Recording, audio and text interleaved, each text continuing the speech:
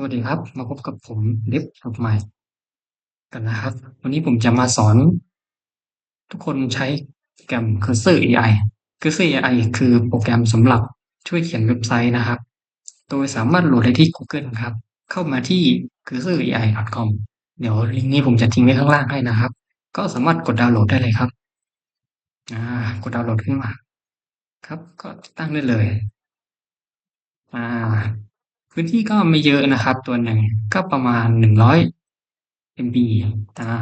แต่ตัวนี้ผมติดตั้งแล้วเดี๋ยวผมจะมาสอนใช้กันแหละก็ติดตั้งก็ติดตั้งเหมือนโปรแกรมทั่วไปเลยครับถ้าใครเคยใช้งานคอมพิวเตอร์ก็จะรู้นะครับว่าวิธีการติดตั้งอะมันเป็นยังไงอาวันนี้ผมจะมาลองสร้างเว็บไซต์ Login ง่ายๆนะครับ Login เว็บไซต์ by html อาเราเขียนแค่นี้ครับเดี๋ยวมันจะสร้างให้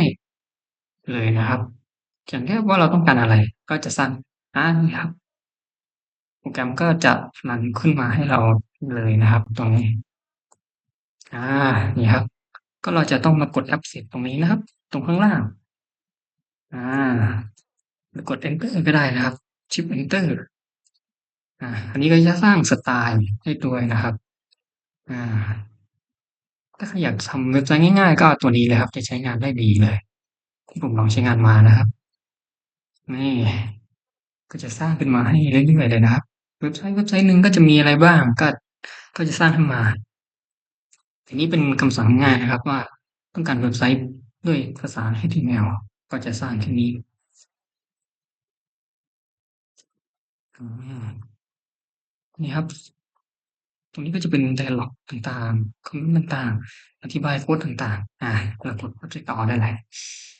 แล้วมาลองเปิดเว็บไซต์ดูครับว่ามันเป็นยังไงวิธีการเปิดเว็บไซต์ก็ถ้าใครเปิดไม่เป็นก็สามารถดูตามคลิปนี้ได้เลยนะครับวิธีการเปิดเว็บไซต์ HTML ง่ายๆนะครับไปที่โฟลเดอร์ที่เราเก็บไว้นะครับ อย่างเช่นผมเก็บไว้ในโฟลเดอร์ตรงนี้ก็คือจะเป็น user admin ก็คือผมเก็บไว้ที่หน้าเดสก์ท็อปนะครับสร้างชื่อแบบเว็บไซต์ง่ายๆ Cursor AI ชื่อว่า Cursor แล้วตัวนี้ผมจะติดตั้งเป็นของ Mozilla นะครับตัวนี้จะสามารถดับเบิลคลิกสามารถเปิดขึ้นมาดูได้เลยถ้าเป็น HTML นะครับอาเปิดขึ้นมาดูได้เลยครับดับเบิลคลิกนะครับอานี่ครับนี่จะเป็นตัวที่เขาสร้างให้เราขึ้นมานะครับอา ดูดีเลยใช่ไหมครับอย่างงี้ถือว่าดูดีเลยไม่ต้องเขียนเองเลยนะครับตรงนี้แค่ขอเขาก็สามารถให้เราได้แล้วอากลับมาที่นี่ครับม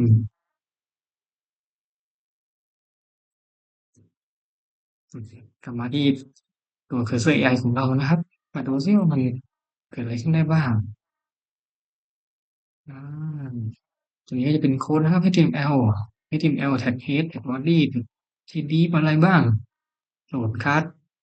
ตัวนี้นี่จะใช้เป็น Class Container ก็คือจะสร้าง CSS ขึ้นมาให้เรานะครับ อันนี้ไม่ได้โหลด Bootstrap นะครับอันนี้จะเป็น HTML เอ๊ยสไตล์ล้วนเลยที่ผมดูมาอืมมาดูซิว่าเขาสามารถทำอะไรได้บ้างนะครับอาผมย้ายกลับมานี่ก่อนอ๋อดูซิอาดูกันครับว่าเขาทำอะไรให้เราได้บ้างกลับมาที่ Cursor ใดนะครับสคริปต์นี่เขาตั้งอะไรให้เราบ้างมีอิเวนต์อะไรต่างๆอีเมลรับอีเมลรับพาสเวิร์ดอืม แล้วก็จะสร้าง if ขึ้นมานะครับว่าถ้าพาสเวิร์ดน้อยกว่า6ตัวจะไม่ซ้ำจะขึ้นว่าพาสเวิร์ดน้อยเกินไปลองดูซิว่าเขาตั้งอะไรให้เราอย่างเช่นผม1-5 login อ่าพาสเวิร์ดของคุณมีค่าต่ำกว่า6ตัวนะครับก็คือไม่ยาวต้องยาวกว่า6ตัวเท่านั้นนะครับอย่างเช่นผมเติม6ปึ๊บsuccess ครับอืมประมาณนี้วิธีการใช้งานคือ CI เบื้องต้นอาก็จะมีประมาณนี้ หรือจะไม่ใช่เราลองดูสิดูนะครับว่าเขารองรับมือถืออยู่ไหมถ้าเราลองคลิกดูครับแล้วก็เลือกเป็นเช่น iPhone 14 Pro Max นี่ครับเขารองรับ Responsive ด้วยนะครับอาสามารถคลิกหน้าจอได้เลย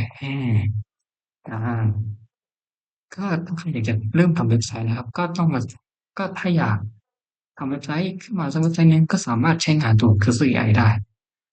สามารถศึกษานำไปรับงานอะไรต่างๆได้เลยนะครับโอเคสำหรับคลิปนี้ก็จะจบลงเพียงเท่านี้นะครับคลิปนี้ก็จะเป็นพื้นฐาน Cursor AI อาเดี๋ยวคลิปหน้าเนี่ยผมจะลองเอาตัว Cursor AI เนี่ยไปทำอย่างอื่นกับเว็บไซต์ดูนะครับอาจจะเป็นการโหลดเทมเพลตขึ้นมาแล้วสามารถให้ตัว Cursor AI เนี่ยมันแก้ไขเทมเพลตได้ด้วยหรือเปล่าหรือทำระบบเชื่อมต่อ Database เชื่อมต่อฐานข้อมูลอะไรต่างๆได้ไหมก็ต้องมาติดตามคลิปหน้านะครับสำหรับคลิปนี้ก็จบลงเพียงเท่านี้คลิปจบใหม่คนนี้นะครับเจอกัน